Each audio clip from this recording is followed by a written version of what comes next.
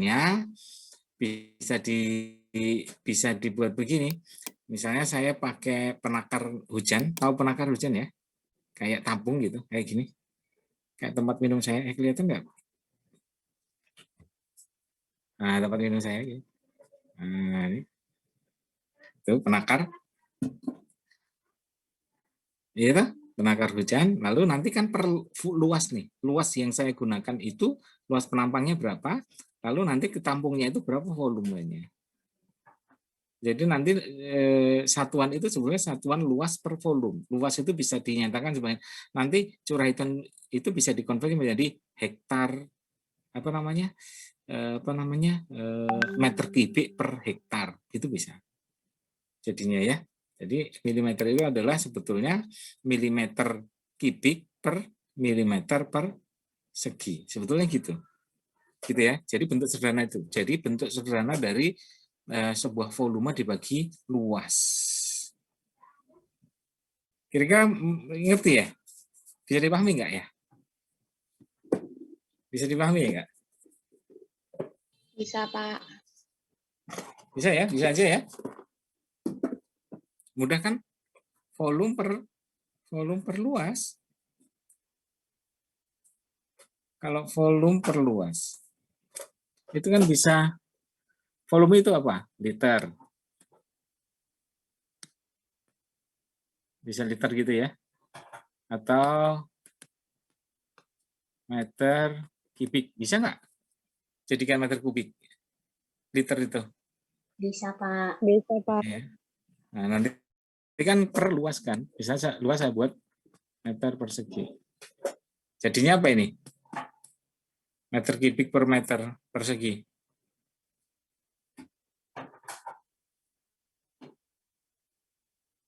Meter kubik per meter persegi. Meter. Ya itulah pokok anunya ya. Jadi milimeter ini dari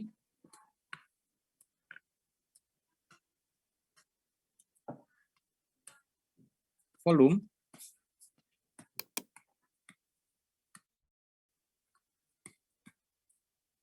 per luas catchment.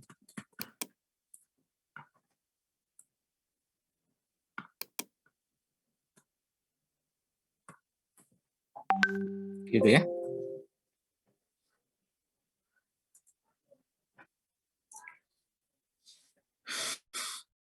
Oke, saya kira mudah ya.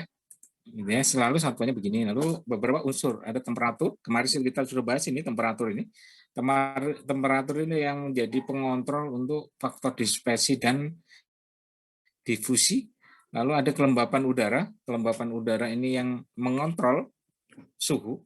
Suhu ini dikontrol oleh ini. Kelembapan udara jumlah airnya. Intensitas pencinaran ini nanti biasanya akan mempengaruhi ini. Intensitas penyinaran matahari pada suatu wilayah itu mempengaruhi kelembapan udara. Kelembapan udara, jumlah air yang ada di udara itu akan menjadi pengontrol suhu. Ya kan? Suhu ini nanti yang jadi pengontrol inversi. Apakah inversi termal?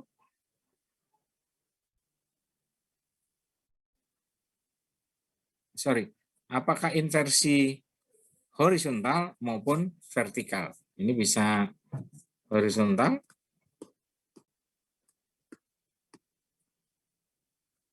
ini bisa vertikal. Oke ya.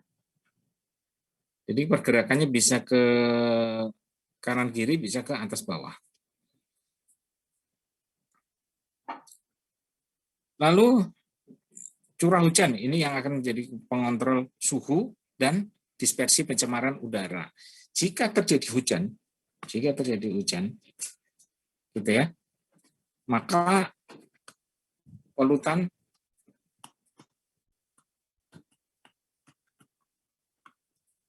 ini menjadi bersih. Polutannya tidak ada di udara. Dia akan jatuh ke tanah. Gitu ya. Frekuensinya, maka polutan ini akan dipengaruhi oleh frekuensi.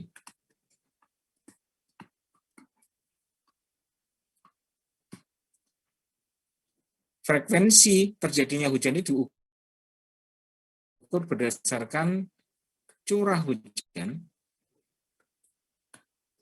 dan jumlah hari hujan, lalu kemudian intensitas hujan. Oke ya. Jadi polutan ini akan jatuh ke perairan berdasarkan frekuensinya, tergantung dari curah hujan, lalu hari hujan, dan intensitas hujan. Beda ya, intensitas hujan dengan curah hujan. Oke.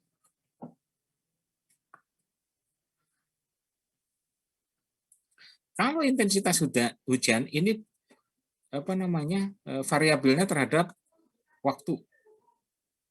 Kalau hari hujan ya jelas, misalnya hari hujan dalam waktu 1 bulan itu hujannya berapa kali. Lalu curah hujannya berapa. Lalu intensitasnya berapa. Intensitas ini volume per waktu. Gitu ya. Yang ini bisa dipahami?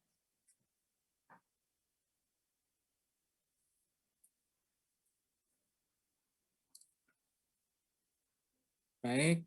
Lalu ada suhu, kelembapan, dan sebagainya. Kemudian dari beberapa itu maka nanti akan ada data terhadap bagaimana angin.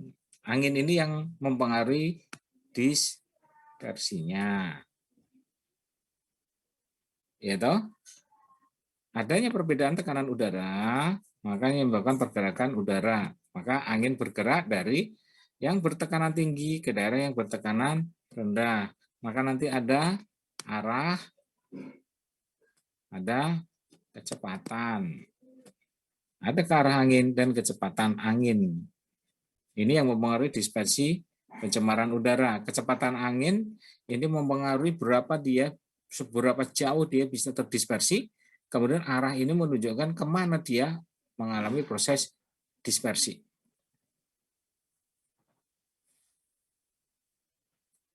Nanti maka terakhir itu pasti nanti akan suatu area, daerah itu nanti pasti akan ada data mengenai arah angin dominan.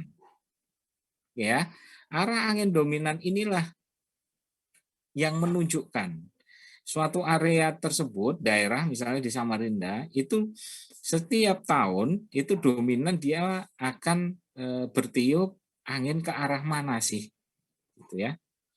Akan bertiup angin ke arah mana? Nanti akan terlihat. Misalnya dia nanti ini datanya bahwa pada bulan Mei hingga Oktober itu angin bertiup ke arah selatan. Nah, itu yang dominan itu ya. Lalu kemudian yang ini yang angin bertiup dari arah selatan.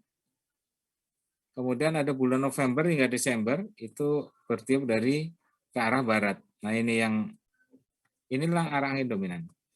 Maka biasanya ini bisa dibuat sebuah wind rose. Arah angin dominan. Ini akan ketahuan nanti untuk melihat bagaimana menyimpulkan dispersi pencemaran udara. Oke, sampai di sini. Ada yang mau bertanya enggak? Sampai sini ada yang mau bertanya?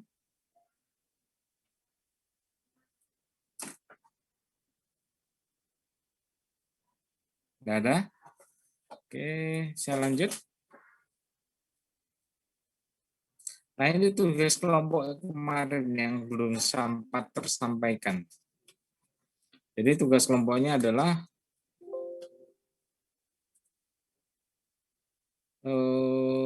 saya nggak tahu, tapi yang jelas nanti bikin faktor dispersi pencemaran udara untuk daerah Samarinda, Balikpapan, Bontang, Kutim, Berau, Kukar, Kubar, Mahulu, PPU, Pasir. Pilih salah satu. Ya, berarti kalau gitu kelompoknya ada 1, 2, 3, 4, 5, 6, 7, 8, 9, 10. Ada 10 kelompok ya. 10 10 kelompok. Ya, saya kira cukup. 10 kelompok. Apa sih tugasnya? Anda membuat sebuah laporan dispersi pencemaran udara. Berdasarkan apa? Turbulensi, thermal, dan mekanikalnya. Data yang diambil tentu saja nanti adalah data curah hujan, intensitas hujan, suhu. Ini kurang nih, curah hujan. Ini hari hujan. Curah hujan, intensitas hujan, hari hujan, suhu,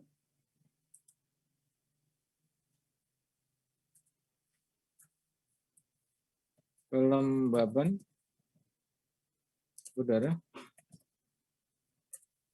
kecepatan angin, lalu arah angin, topografi lahannya ya, kemudian penutupan lahan dan sumber pencemar. Oke ya.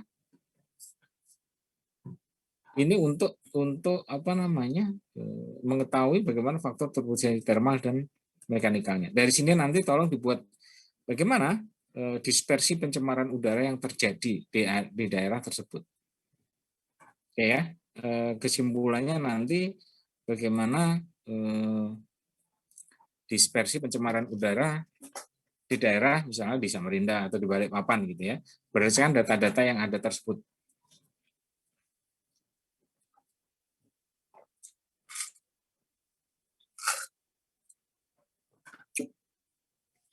Untuk kelompok silakan dibagi sendiri nanti menjadi 10 kelompok ya.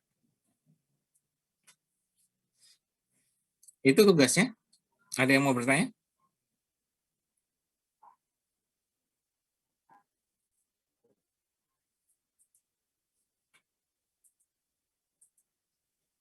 Bapak izin bertanya, Pak. Ya. Ya, Renaldi.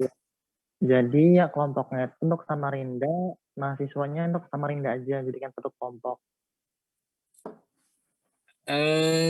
Saya nggak membatasi harus Samarinda sih. Sebaiknya misalnya itu kan berarti kalau ini yang ngambil berapa orang? 55 orang ya? Atau 60 orang ya? Saya nggak tahu, yang jelas kalau di malls itu sebentar saya cek ya. Ada berapa orang sih yang ngambil? Ada yang tahu?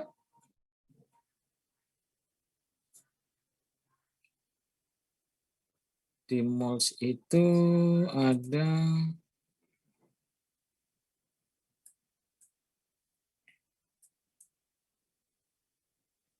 60. 60 berarti kalau dibagi 10 6 orang tuh. Ya silakan saja.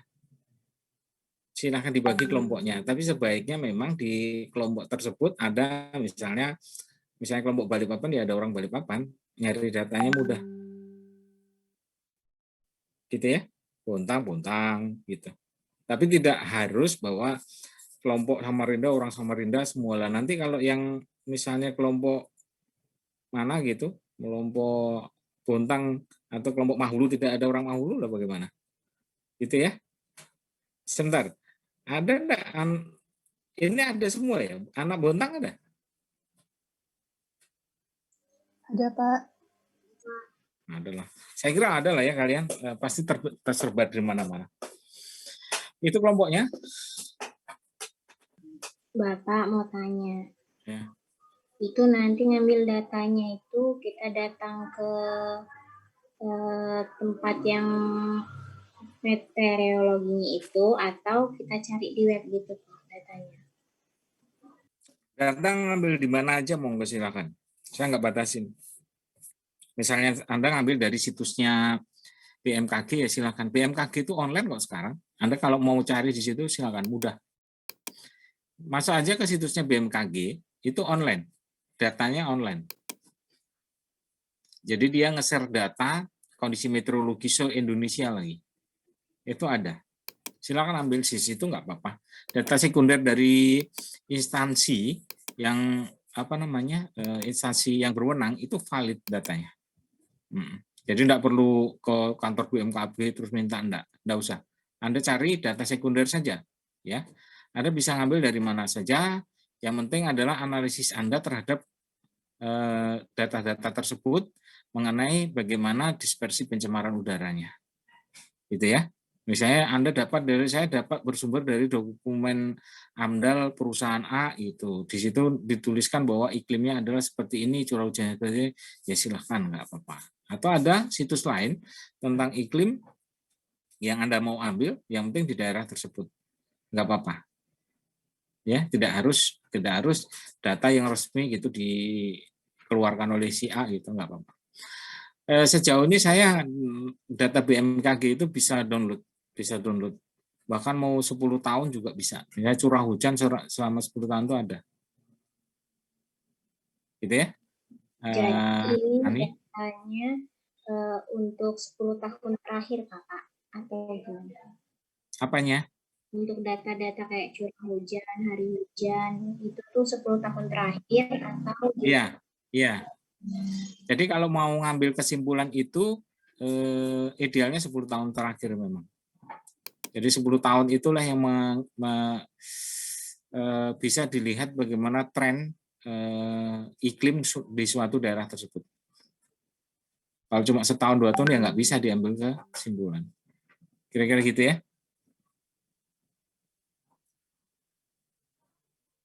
Ada lagi, Kani? untuk saat ini itu aja, Kak. Untuk saat ini saja. Baik, yang lain masih ada yang mau bertanya nggak? Kak, saya mau tanya. Yang dimaksud sumber pencemar itu dari emisinya gitu, Pak? Ya,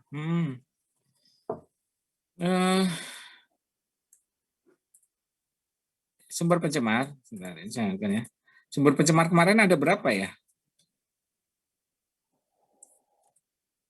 Sumber pencemar itu berarti kan faktor emisinya ya? Emisi itu ada berapa? Emisi itu? Ada emisi? 4, Pak. Nah, apa? Yang emisi sumber bergerak, tidak bergerak.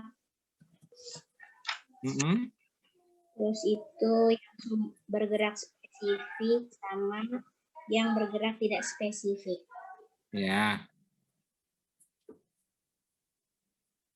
Oke ya. Spesifik. Kemudian tidak spesifik. Ini sumber pencemarnya ada 4 ya. Anda kalau mau bandingkan nanti Kubar dengan Balikpapan atau dengan Samarinda pasti beda ya dari sisi sumber emisinya. Jadi nanti Anda sebutkan sumber emisinya kalau di sini itu dari yang mana, lalu kalau yang misalnya kayak Samarinda dengan Bontang kan beda ya. Kalau di Bontang ada emisi sumber tidak bergeraknya, ada pabriknya kan di sana ya. Nanti gitu-gitu. Ada PKT gitu ya. Kalau di sini mungkin cerobongnya juga ada emisi sumber tidak bergeraknya di situ yang pabrik itu kayu lapis. Tapi mungkin kalau di mana? Di Kubar mungkin juga ada pabrik sawit. Gitu. Kalau di Balikpapan apa? Nggak ada ya? Nggak ada. Di Balikpapan nggak ada kan? Nggak ada. Nggak tahu. Ada pabrik sawit nggak di situ? Nggak ada saya kira. Kalau di PPU ada pabrik sawit. Ya gitu.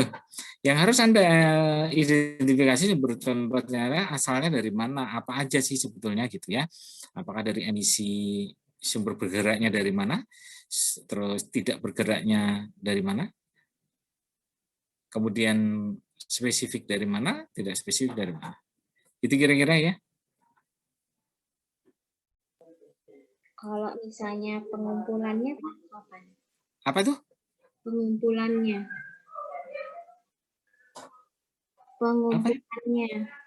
Pengumpulannya. Iya. Pengumpulan apa itu? Pengumpulan tugasnya. Oh, ini 2 minggu tugasnya ya. Ini 2 minggu.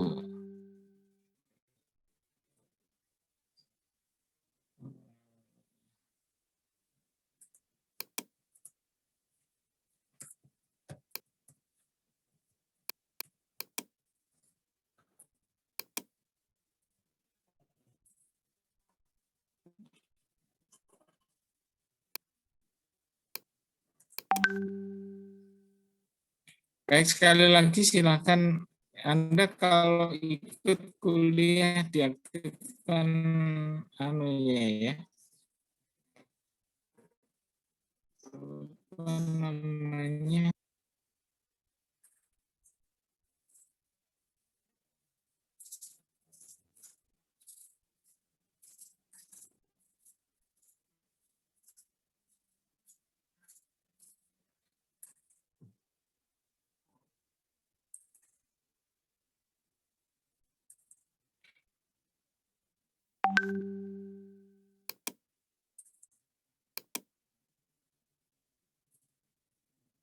Yang mau bertanya silakan.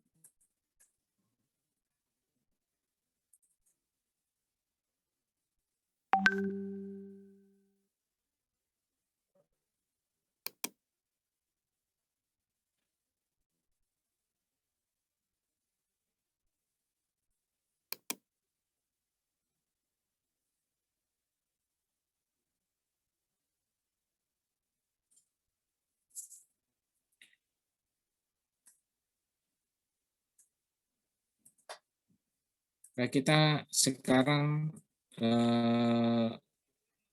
kalau nggak ada saya lanjut ke bagaimana alat yang digunakan untuk pengendalian pencemaran udara ya.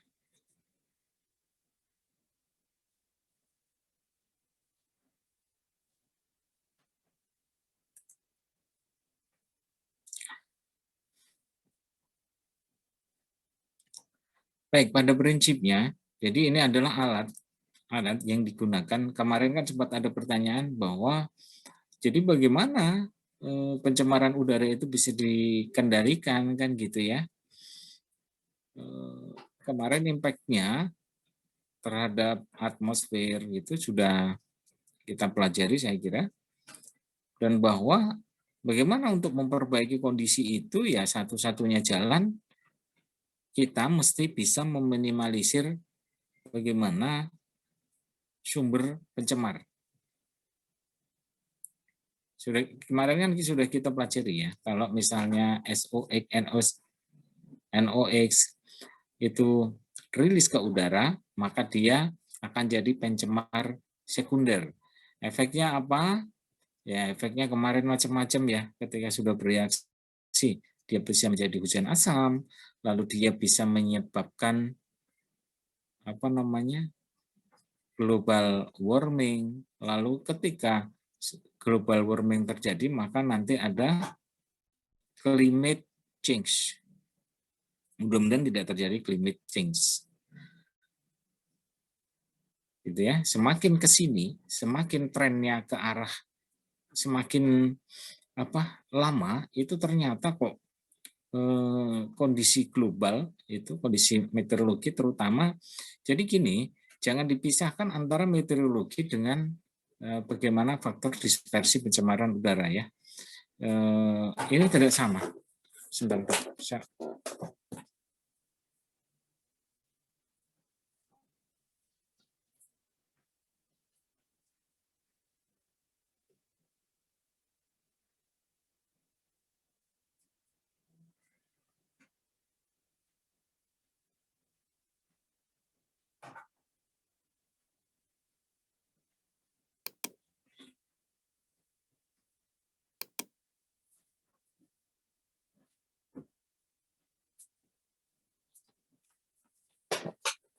Sorry, saya sambil minum ya.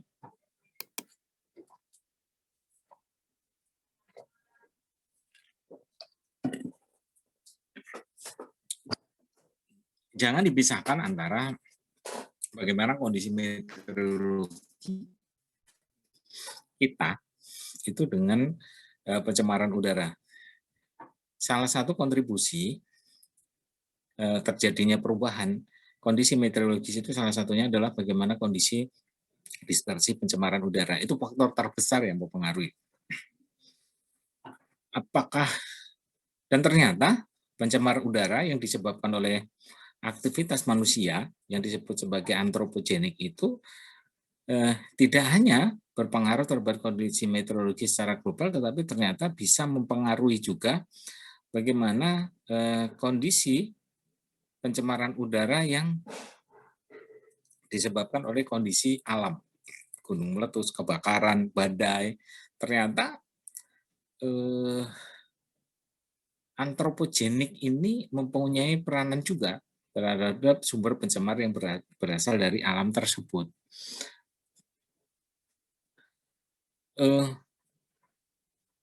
Kita sudah pelajari tadi ya bahwa faktor DPC itu salah satunya adalah penutupan lahan, kondisi vegetasi, dan sebagainya. Maka yang bisa dilakukan adalah sebetulnya untuk mengurangi terjadinya proses pencemaran udara secara global dan perubahan iklim itu, yaitu ya ini, mau nggak mau itu adalah mengendalikan sumber pencemar atau yang disebut emisi dari antropogenik. Ya, ini air pollution controlnya untuk stationary source, untuk sumber yang tidak bergerak.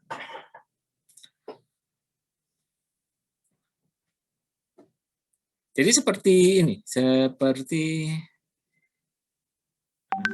kira-kira bisa ini. Pencemaran udara itu bisa menggunakan metode absorpsi. Absorpsi pakai B, ya, absorpsi. Itu adalah dengan mengusahakan perpindahan polutan dari fase gas ke cair.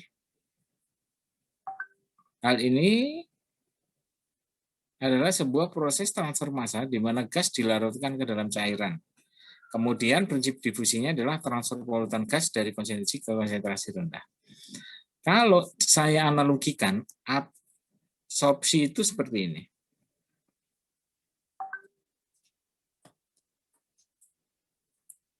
Absorpsi itu seperti ini. Absorpsi itu seperti ini. Beda kira-kira ya. Kalau ini kuenya dimakan, ini kuenya dimakan, kalau yang ini kuenya dilempar. Artinya kalau absorpsi dia masuk ke sini. Nah, prinsip inilah yang digunakan untuk mengendalikan proses pencemaran udara. Bagaimana caranya?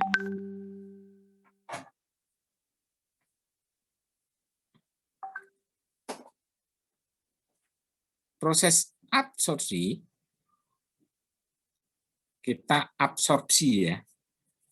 Kan ada absorpsi, ada adsorpsi. Anda sudah familiar dengan ini ya? Mohon maaf Pak, ini slide-nya bukan yang Bapak jelaskan, yang absorpsi itu. Apa Pak? Ini slide-nya masih yang air pollution control. Oh ya? Iya. Ini? Oke, saya ulang kalau gitu ya. Oke Pak. Oke.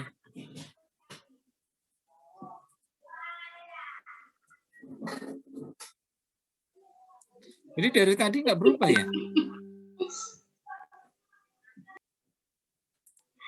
Enggak Pak, belum terubah tadi. Yang ini?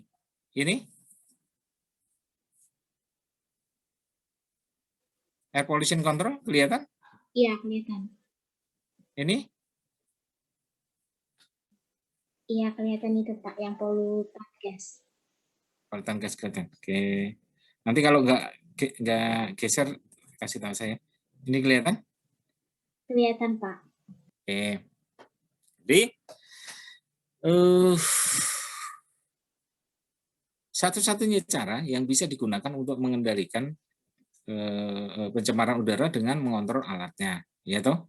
Dengan ini. Nah, kita akan bahas dari sumber stationary, sumber tidak bergerak. Yang pertama prinsipnya adalah absorpsi.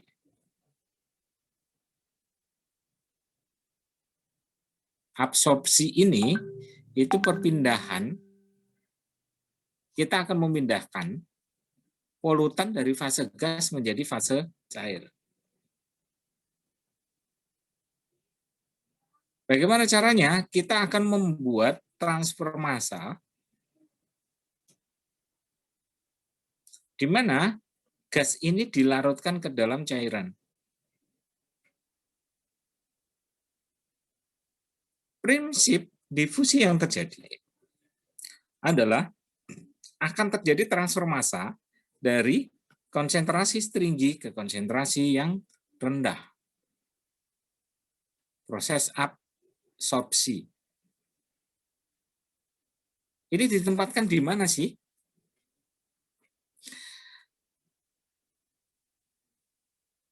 Ini ditempatkan pada stack. Oke, mungkin ada bingung ya. Itu prinsip itu di mana? Di stack. Jadi semua itu dilakukan. Jadi gini ya. Saya akan gambarkan kira-kira sumber pencemar dari stationary, dari cerobong. Dari cerobong itu biasanya gini, cerobong itu kan kalau Anda lihat ya. Itu kira-kira gini, ini gambar cerobong lah gitu ya. Gambar cerobong itu biasanya di sini ini bulat gitu. Nah, gitulah. Gimana ya?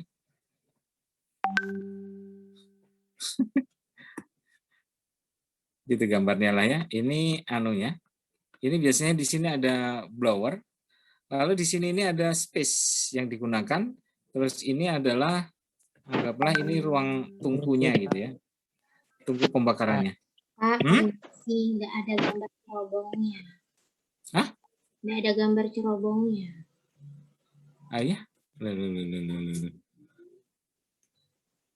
Ada gambar cerobongnya ya? Belum ada, Pak. Yang saya coret-coret ini tidak ada? Nggak ada. Nggak ada, Pak. Ini kelihatan? Nah, iya, kelihatan. Pak, kelihatan, Pak. Oke. Ini kelihatan? Kelihatan, Pak. Yang saya coret merah kelihatan? Kelihatan, Pak. Oke, ya udah gini aja ya. Anda kelihatan nggak segini nih? Kelihatan. Kelihatan saya ya? Iya. Oke.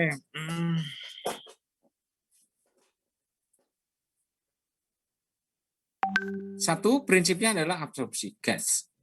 Jadi yang kita pelajari itu kan stationary source,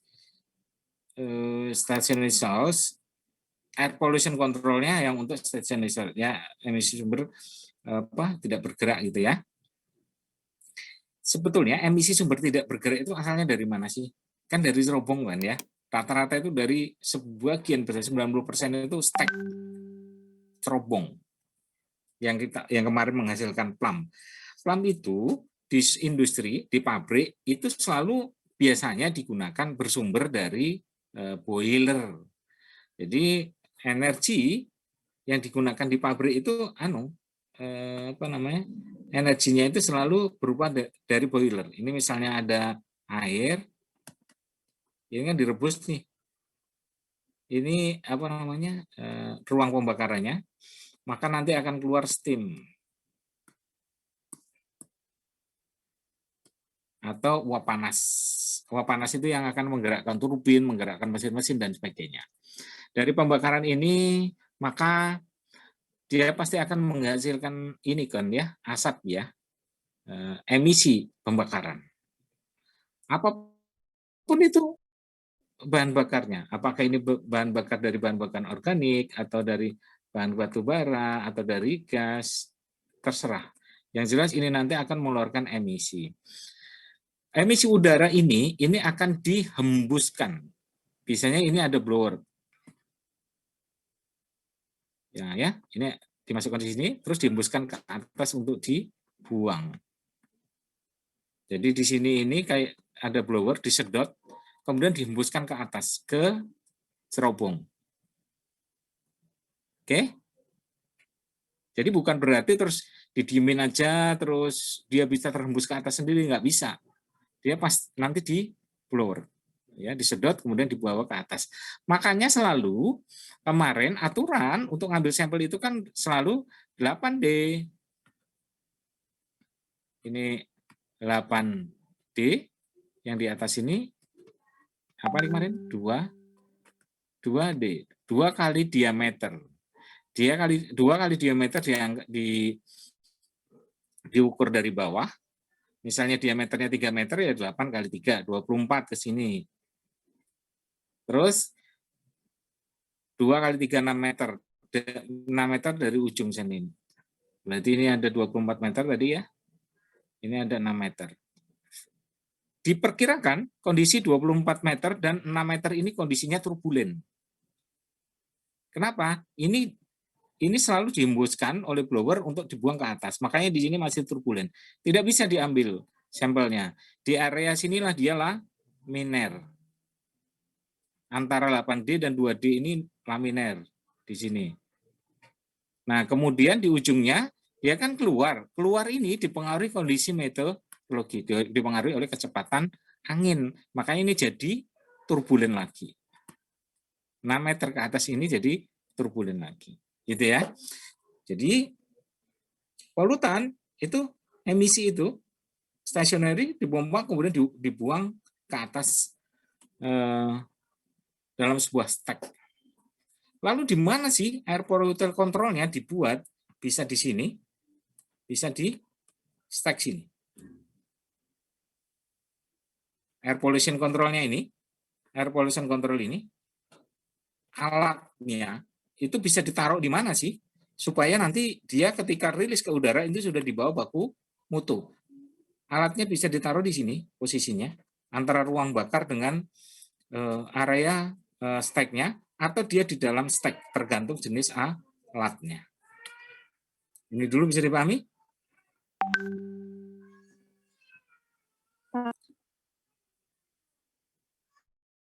Ya, Indri mau bertanya?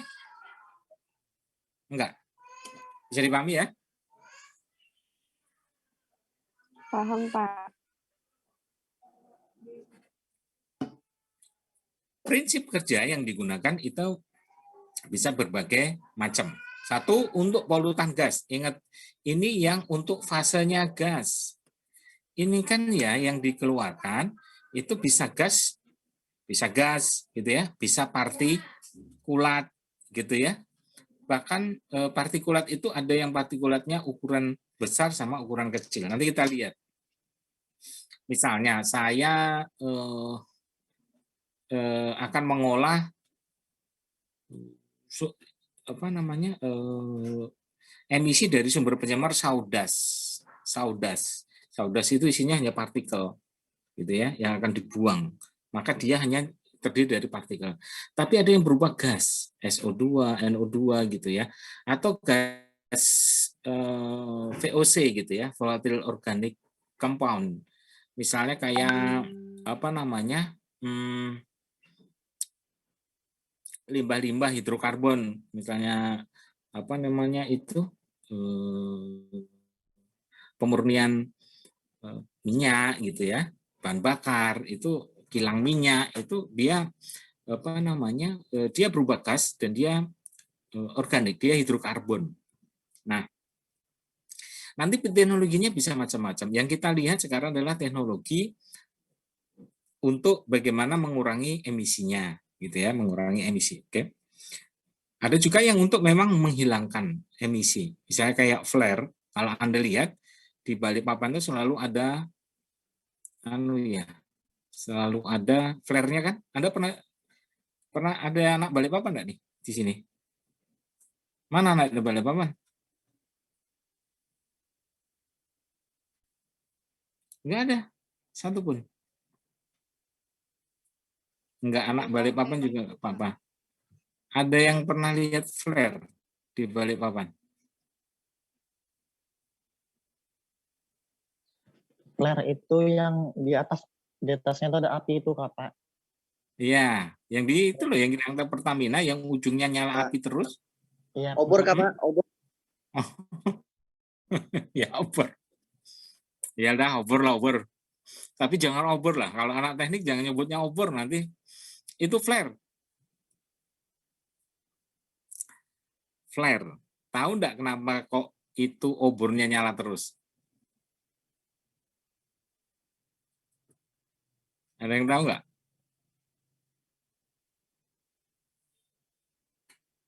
Atau kalau Anda mau ke Bontang, yang kalau ke apa namanya, ke kanan ke Muara Bada, Anda ke depan sedikit itu kan ada flare juga tuh kanan jalan tuh ya, yang punya Pertamina itu, tahu nggak? Ya pokoknya Balikpapan deh. Balikpapan itu kenapa nyala terus? Ada yang tahu nggak? Halo? Masa nggak ada yang tahu satupun? Nggak pernah nanya ya? Itu kenapa nyala terus tuh? Biarpun hujan juga masih nyala. Kenapa ya? Menurut Anda apa gitu loh? Misalnya lihat itu, dalam bayangan Anda apa kira-kira?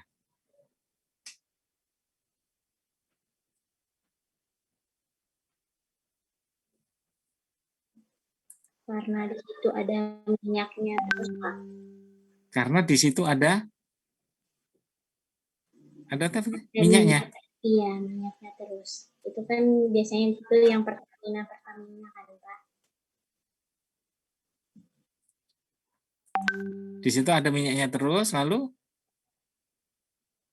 makanya dibakar ya. Oke.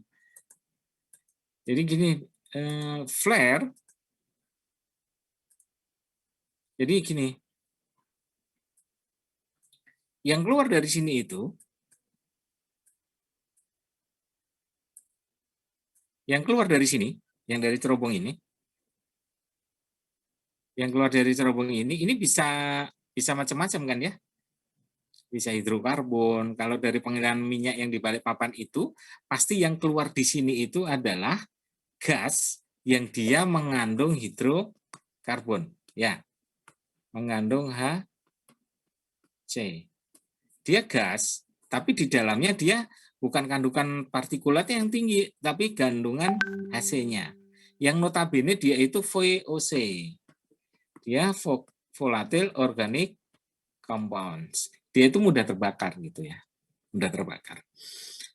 Jika itu dirilis ke udara gitu ya, VOC tadi, hidrokarbon tadi, maka itu kan efeknya nanti dia itu kan toksit.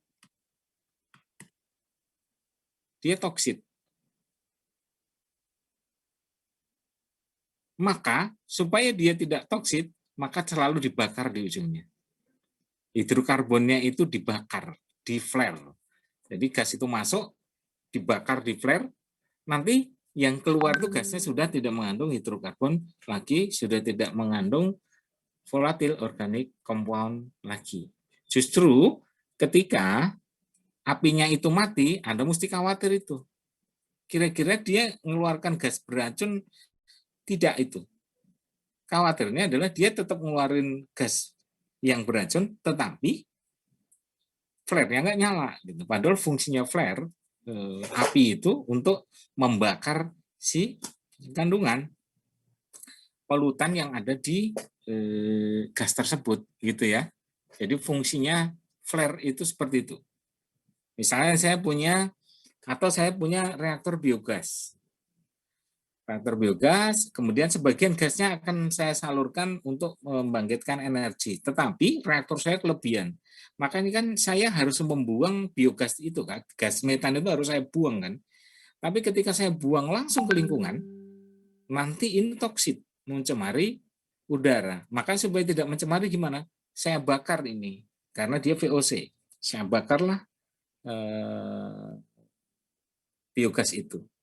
Saya bakar dulu, baru saya buang gasnya ke udara. Kira-kira gitu ya. Jadi fungsinya itu adalah untuk membakar gas yang VOC supaya dia tidak langsung rilis ke lingkungan. Gitu ya. Berbicara mengenai toksit-toksit, ini efeknya belum kita bahas kemarin tuh. Oke, kita bahas sedikit mengenai efek pencemaran udara ya. Tapi secara keseluruhan nanti Anda bisa pelajari sendiri. Saya ingin ini dulu bahwa bagaimana sih efek pencemaran udara? efek polutan tersebut terhadap kesehatan. Tapi saya harus kenalkan dulu bahwa pencemaran udara itu kira-kira ya ini aja kok. Klasifikasinya secara umum itu ada partikulat. Biasanya ini partikulat ini dalam partikel ini biasanya solid yang ada di udara.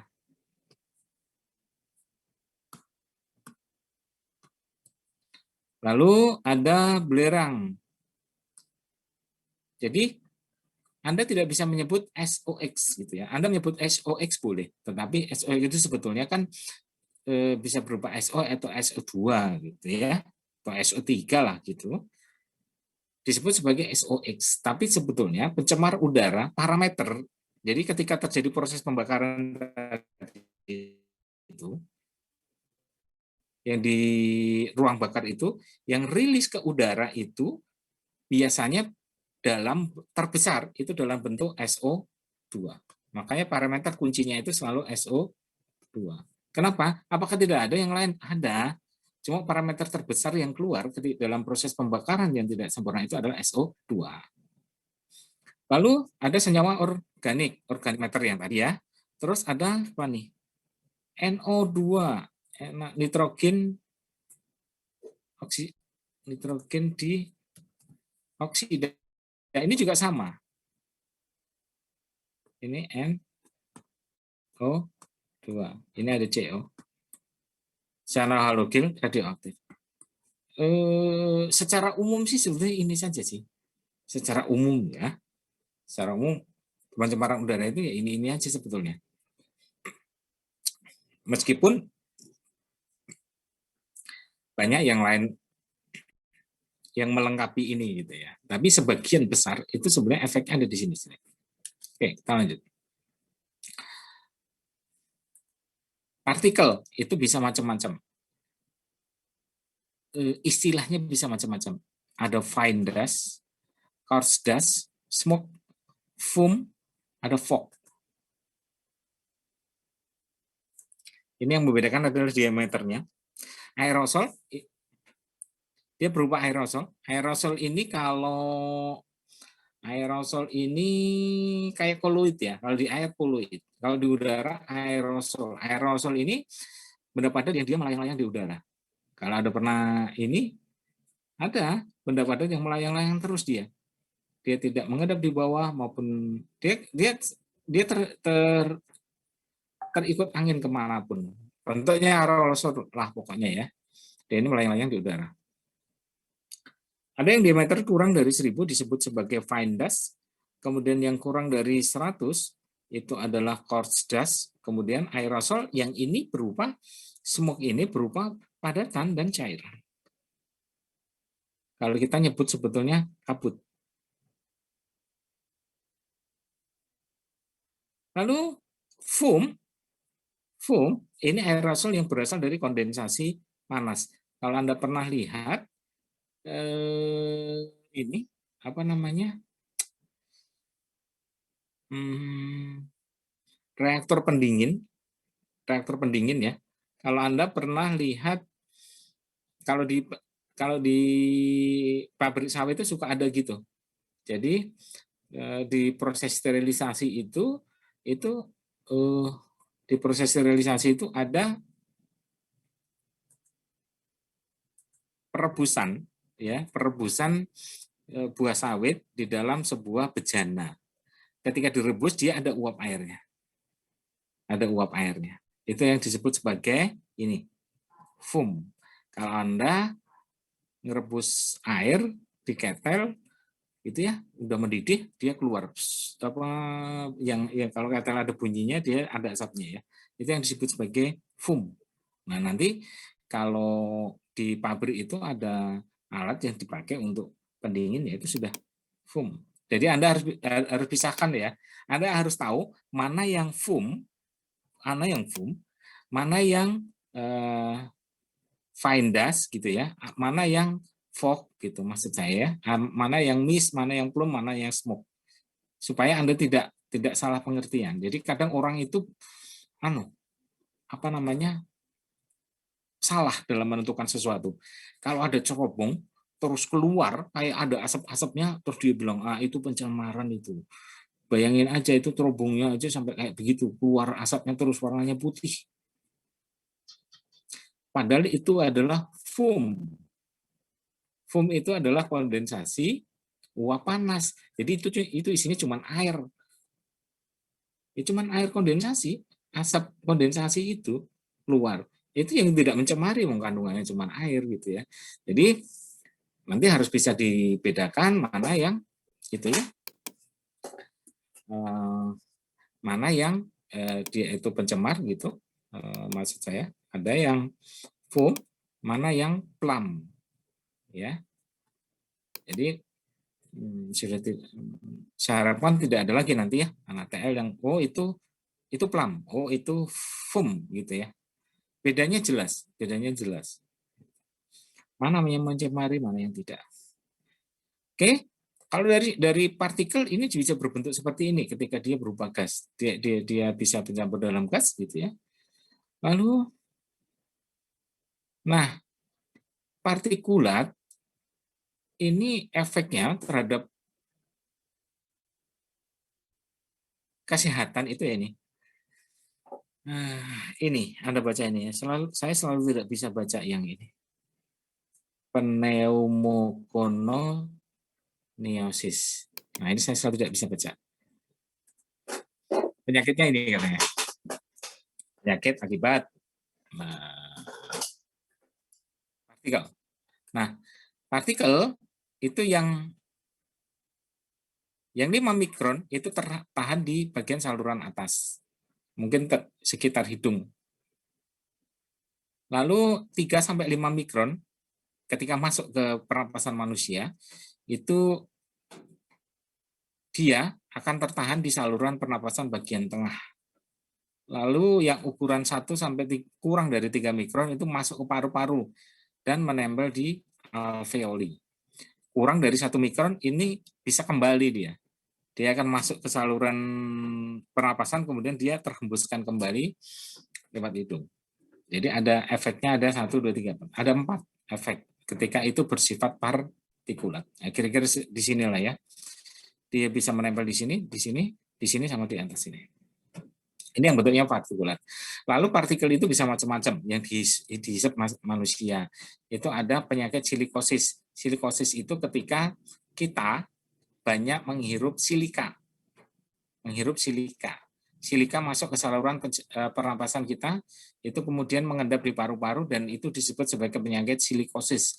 Silikosis itu misalnya Anda terpapar di area gunung yang meletus gitu ya, banyak menghembuskan kayak di Gunung Merapi itu silikanya tinggi sekali ketika dia meletus, Gunung Merapi yang di Jogja. Gitu ya. Itu tinggi sekali itu. Dan silika itu kan tajam-tajam ya. Kalau dilihat di mikroskop itu bentuknya lancip-lancip silika itu. Kemudian dia bisa masuk ke manusia dan sebagainya. Ini bisa bersumber dari mana saja, apakah dari tambang atau dari besi, gunung meletus itu. Terus asbestosis, kalau tahu Anda yang dinamakan serat asbes ini biasanya dipakai untuk atap. Dulu atap itu menggunakan asbes. Sekarang saya lihat jarang sudah. Kalau yang atap zaman dulu asbes. Serat asbes itu bisa masuk ke paru-paru saking kecilnya, yang disebut sebagai penyakit asbestosis. Lalu ada biniosis. Biniosis ini kalau serat yang berupa serat, partikelnya berupa serat masuk ke dalam paru-paru manusia. Ini disebut sebagai penyakit bisinosis. Lalu ada penyakit yang disebabkan oleh debu batubara. Nah, di sini banyak yang ini kali ya sekarang ya. Nah, harus hati-hati dengan batubara. Debu batubara itu bisa masuk, partikelnya itu bisa masuk ke dalam saluran pernapasan manusia dan disebut sebagai penyakit antrakosis. Lalu ada debu logam, beryllium, itu sebagai penyakit berylliosis. Ya, pokoknya pakai sisi semua. Itu kira-kira ya efeknya terhadap manusia dari pencemaran udara tersebut. Lalu kemudian bagaimana dengan sulfur sulfur dioksida, kemarin kita sudah bahas ya ini ya, yang kemarin.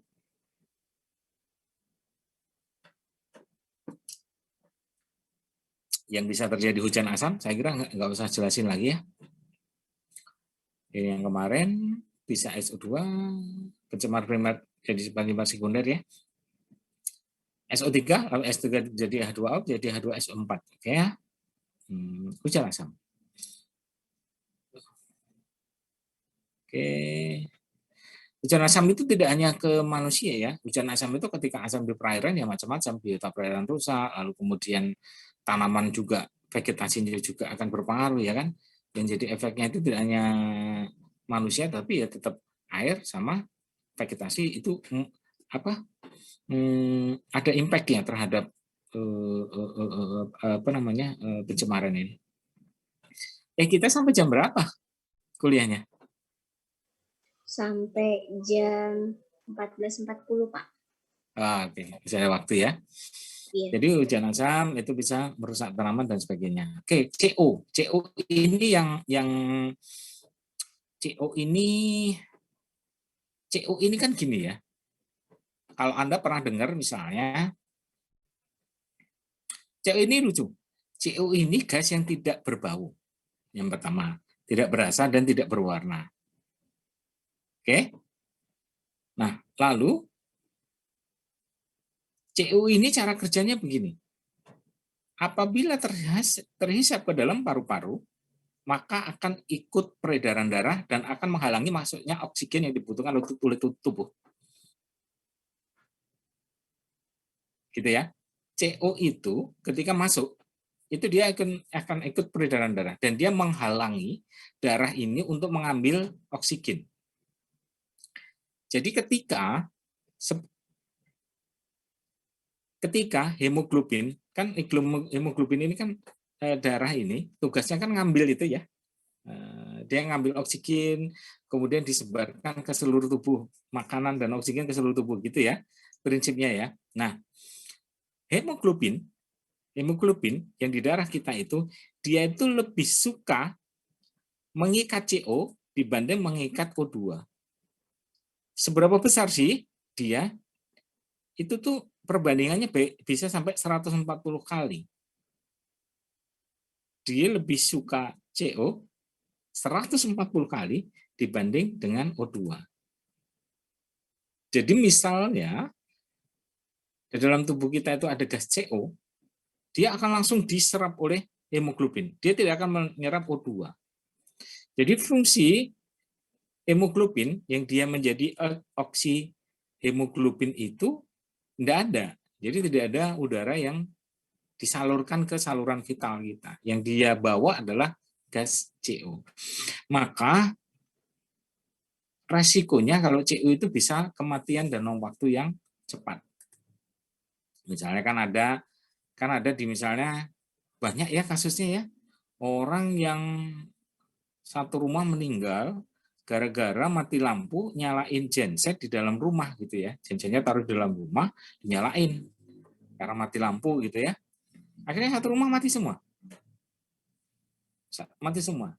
Nah ini diduga dia keracunan gas CO. Jadi ketika dia hisap itu ya yang dibawa bukan oksigen tetapi CO gitu. Nah lama-lama organ tubuh di dalam kita ini kan kekurangan oksigen. Kalau orang kekurangan oksigen itu kan pasti ya diawali dengan ya biasanya terus lemes, terus pingsan, ya sudah terus bablas, nggak ada oksigen lagi. Dan itu waktunya bisa terjadi sangat cepat gitu ya. Karena memang sifatnya CO ini mengikat 140 kali gitu. Ada teori yang bahkan bilang 200 kali, ada yang 250 kali gitu ya. Pokoknya banyak deh. Nanti kalau Anda lihat di beberapa literatur ada yang bilang 100 kali, ada yang 200 kali, ada yang 250 kali. Oke lah. Pokoknya dia beratus-ratus kali itu kemampuan hemoglobin itu untuk mengikat CO dibanding dengan dia mengikat oksigen. Yang harusnya itu di dalam darah kita itu harusnya oksihemoglobin dia menjadi karboksihemoglobin gitu. Masuk, kemudian ke seluruh jaringan tubuh, ya jaringan tubuh pasti akan rusak. Jaringan tubuh ini kalau udah disuplai oksigen pasti akan rusak, akan berhenti gitu ya, jantung apa dan sebagainya ya. Jadi fungsi vital darah ini akan terganggu. Gitu ya. Jadi unik CO ini. Maka hati-hati dengan CO ya Anda ya. Kan banyak kasusnya gitu. Saya kira Anda pernah dengar lah kayak gitu-gitu ya. Ada kok bisa ini terus ada di dalam sumur lalu apa dia nyalain mesin pompa, ada orangnya di dalam mati. Gitu-gitu ya. Nah, itu karena CO. Lalu kita lanjut. Ya ini tadi ceritanya. Pembawa pengangkut oksigen dalam bentuk oksimoglobin, kemudian mengambil CO2 dan sebagainya. Kemudian NOx, nitrogen oksida. Ini sangat berbahaya. Karena ini tidak berwarna juga dan dia tidak berbau, NO ini. Kemudian kalau berupa NO2 bisa. Baunya agak-agak gitu ya, agak-agak nyengat ya NO2 itu ya. Lalu NO2 itu sifatnya toksit sekali. Dia NO2 itu 4 kali lebih kuat daripada NO. Nah, NO ini biasanya sih mengakibatkan dia sulit bernapas gitu ya. Lalu ya sudah bablas untuk NO2. Ya, yang apa namanya? Yang berbahaya itu kan NO2 sebetulnya. Tapi kadang-kadang NO2 ini ketika di udara kan pasti dia akan bereaksi dengan unsur lain gitu ya. Berbeda ketika kita terpapar pencemar ini dalam kondisi dia sebagai emisi ya udah ya karena dia toksit terutama ngerusak jaringan tubuh ya sudah yang kena ya 14. Kemudian HC ya, hidrokarbon ini biasanya nanti kalau di udara dia akan membentuk kabut minyak yang biasa disebut sebagai droplet.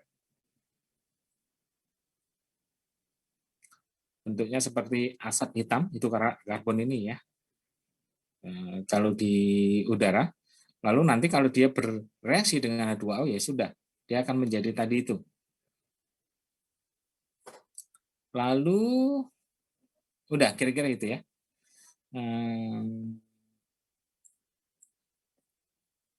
Dampaknya terhadap kesehatan manusia.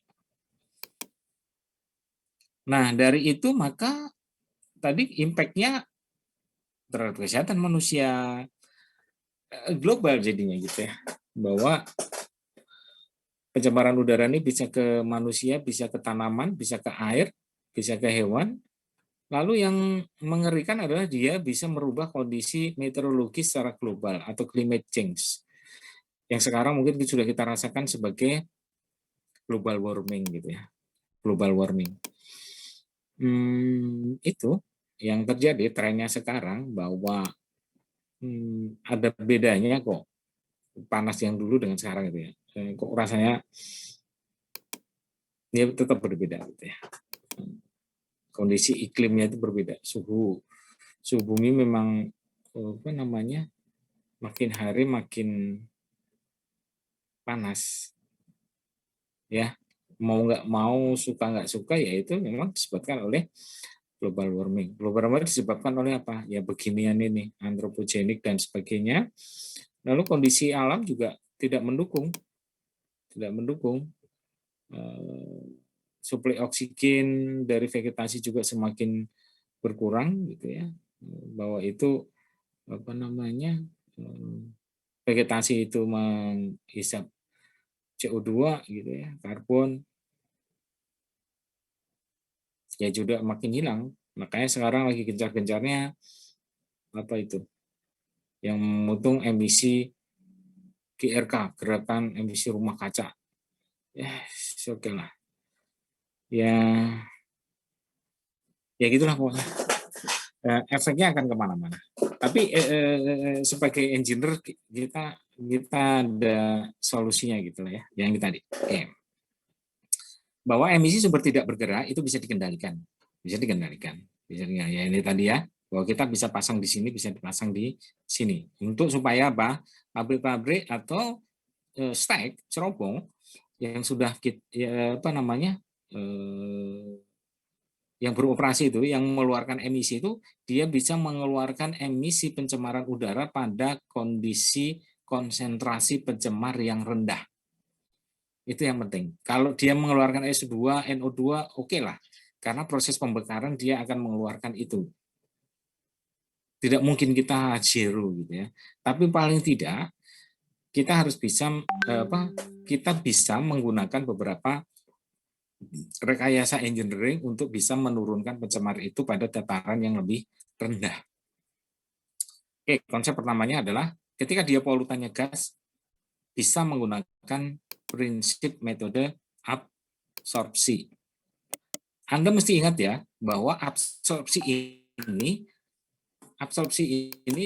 saya analogikan seperti ini. Ini absorpsi, orang ini lagi mengabsorpsi. Orang ini lagi mengabsorpsi.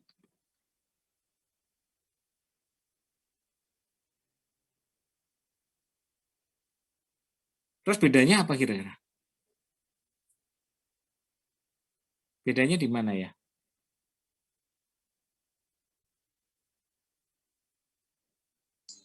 Di luas permukaan penyerapnya, Pak. Luas permukaan, ya.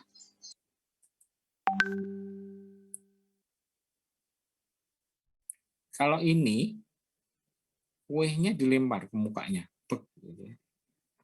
Kalau ini kuehnya dimakan. Kalau ini absorpsi. Ini absorpsi. Kalau gitu, mudahnya gitu. Saya analogikan gitu. Beda kan ya? Enggak, maksud saya gini loh. Dari sisi pengurangan kuehnya loh, jangan dari sisi ya kalau yang satu kenyang, yang satu enggak gitu. Bukan itu ya maksudnya. Dari sisi kue yang hilang. Kue yang hilang. Anggaplah kue itu adalah polutan. Orangnya ini adalah adsorbatnya. Ya, ini adsorbennya. Ini orangnya itu adsorbennya. Ini kue itu adsorbatnya. Gitu. Maksudnya dari sisi kue yang hilang. Kalau ini kuehnya itu dimakan, dia akan masuk ke seluruh jaringan gini ya. Kalau ini adsorben, saya analogikan manusia ini adsorben, maka dia akan masuk ke seluruh jaringan dia gitu ya. Tetapi kalau ini dilempar, maka dia ini pengurangan polutannya ini, kalau kue ini dianalogikan sebagai dia akan ada di permukaan tubuh dia aja. Misalnya dia gitu ya dilempar ya paling di kulit mukanya sama tangan sama ini. Kalau ini enggak, ini masuk ke dalam. Beda ya prinsipnya ya. Ada yang masih bingung nggak? Paham, Pak. Paham ya? Oke, maka yang kita bahas sekarang pertama adalah absorpsi yang dia makan. Absorpsi ini prinsipnya adalah ketika gas yang keluar, emisi gas itu berupa gas, emisi tadi berupa gas, kita akan rubah dia ke fase cair. Anda pasti punya bayangan sudah ya, bahwa gas itu akan dirubah ke fase cair. Kalau ada cerobong, udara mengeluarkan gas. Yang di dalamnya ada gas SO2, NO2, dan bla bla bla, maka akan kita rubah dia dalam bentuk fase cair. Gasnya kita rubah dalam bentuk fase cair.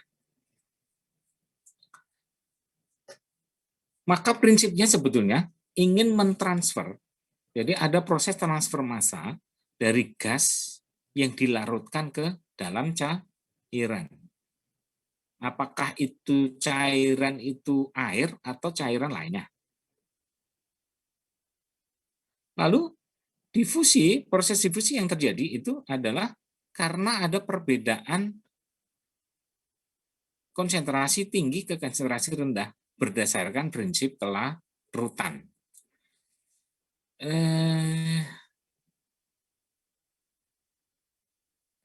Oke ya,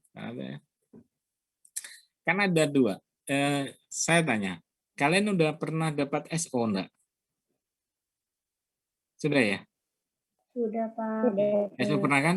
Pernah belajar stripping tower kan waktu itu ya?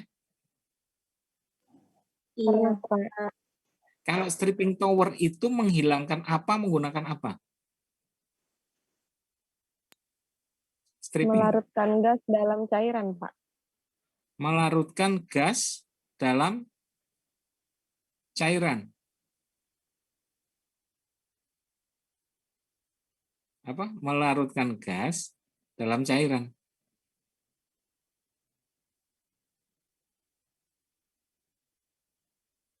Halo.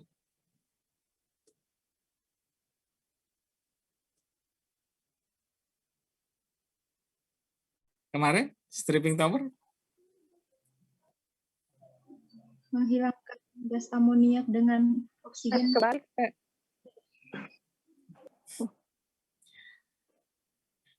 amonia menggunakan apa, Dik? Oksigen. Oksigen ya. Jadi itu gas dengan gas. Ya. gas Itu kan dengan fasenya cair. Stripping itu kan cair, fasenya cair. Kemudian dia di stripping menggunakan gas. Gitu ya? Iya enggak? Amonia itu kan cair kan? Cairan maksudnya. Amonia itu kan cairan ya? Ada air limbah mengandung amonia. Berarti fasenya apa itu? Cair kan ya? Cairan kan? Iya, Pak. Nah, kita mau mengambil amonia itu di fase cair itu menggunakan gas. Kita lewatkan oksigen. Terus terambillah itu. Nah, sistem absorpsi ini dibalik. Kita akan mengambil gas menggunakan sebuah cairan. Bingung nggak?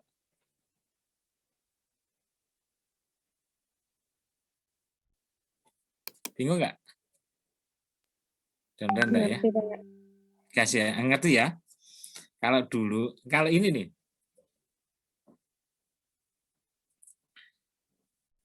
Kelihatan ini kan ya? Ini gas in. Berarti kan emisinya masuk dari sini kan ya? Oke? Oke, Emisinya Pak. masuk dari sini kan? Iya, Pak. Lalu dia akan ke atas. Liquidnya dari atas.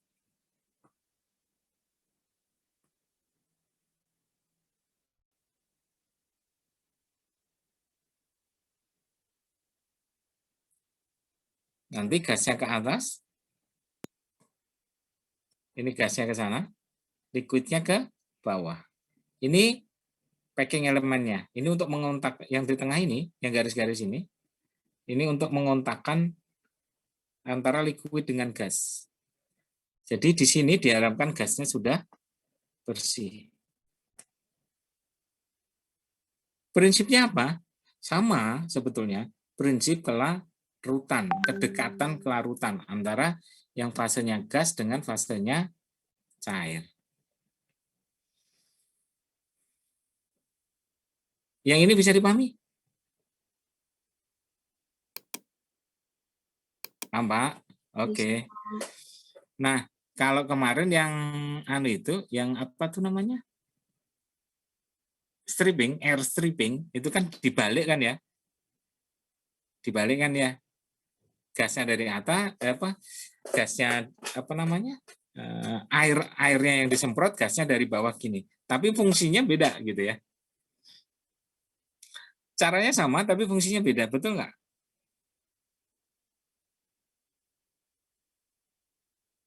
Jangan sampai kebalik ya, gitu. Nah lalu ada 3, ada counter current, ada co-current, ada cross flow. Ini yang sistem counter current. Counter current itu gas dari gasnya dari bawah, liquidnya dari atas. Kalau co-current itu ini gas dari atas, liquidnya juga dari atas. Gasnya itu maksudnya gas emisinya ya. Ini gas emisi ya. Jadi emisinya itu dari bawah, kemudian dia mengalir ke atas, kemudian liquidnya dari atas terus ke bawah. Ini counter current. Terus ini ada co-current. Kalau co-current, dia gasnya dari atas, liquidnya dari atas juga. Jadi sama. Gasnya dikeluarkan dari sini, liquidnya dikeluarkan dari sini. Terus ada co-current, ada cross flow. Kalau cross flow itu dia begini. Ini apa? Liquidnya.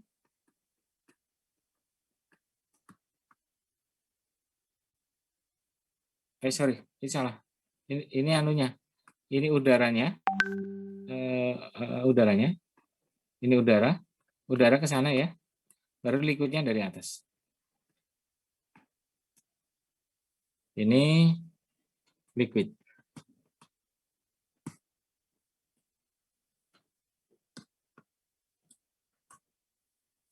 Ini udara, ini liquidnya ya. Jadi ini arahnya ke sana, liquidnya dari atas. Nah, nanti liquidnya begini juga, ke bawah gitu. Ya. Ini yang cross flow.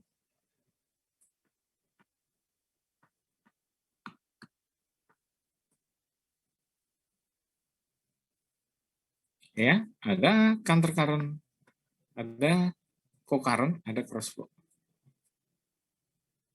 Proses absorpsi. Nanti kita ya. Ini salah satu yang digunakan untuk mengolah mengolah untuk menurunkan konsentrasi pencemaran udara yang berasal dari stationary source atau dari bentuknya bisa seperti ini lah ya. Nah, nanti modifikasinya bisa seperti ini. Gas yang keluar tadi disemprot menggunakan air. Gitu, pokoknya.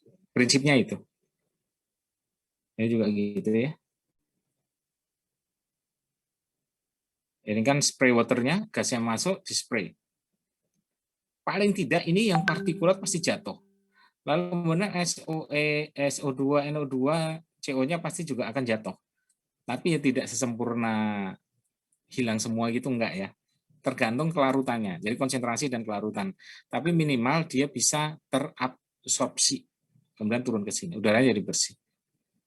Seperti ini. Seperti hujan yang membersihkan atmosfer gitu ya. Liquidnya dari atas, ngalirnya kira-kira seperti ini, gasnya dari luar.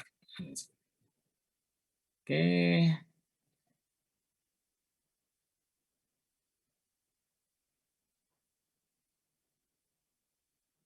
Ini juga bisa begini sistemnya, water ini co-current, waternya in, waternya out juga, cuma dia gasnya itu diputar. Jadi di sini ada gaya sentrifugal supaya dia bisa naik ke atas.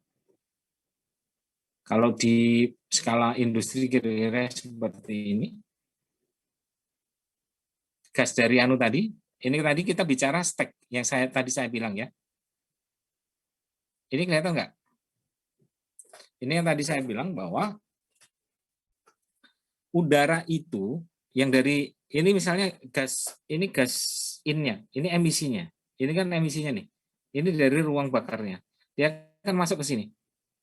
Kita olah dia. Ini airnya, ini waternya.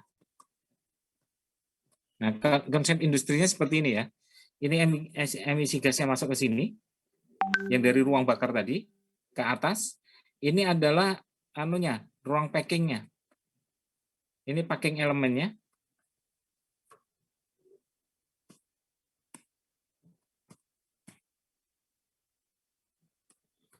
Ini packing elemennya di sini. Lalu ini adalah sprayernya.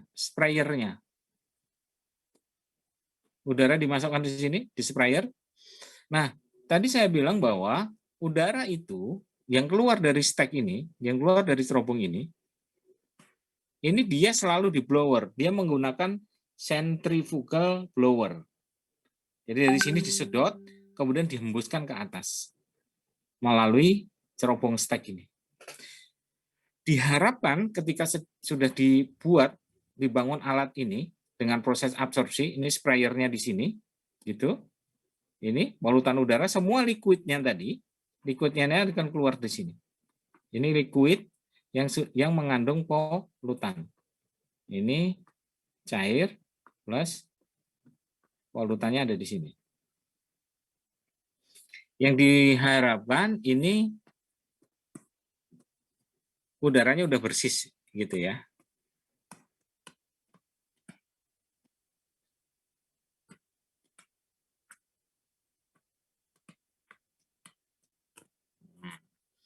Ini udaranya udah bersih, kemudian dipompa menggunakan centrifugal blower, ditarik ke sini, kemudian dibuang ke atas. Di stek. Kira-kira dia dalam skala industri posisinya seperti itu untuk yang absorpsi, gitu ya. Kalau ada yang udara yang masuk, lalu kemudian dilakukan proses absorpsi, lalu udara bersih menggunakan centrifugal blower dihembuskan ke stek untuk dibuang, untuk rilis ke atmosfer. Diharapkan ini bisa menurunkan konsentrasi pencemaran udara yang akan dirilis melalui stek. Nanti kita bicara teorinya next di depan ya. Saya kira waktu kita sudah habis. Ada yang mau bertanya? Kita udah mau jam 3. Ada yang mau bertanya?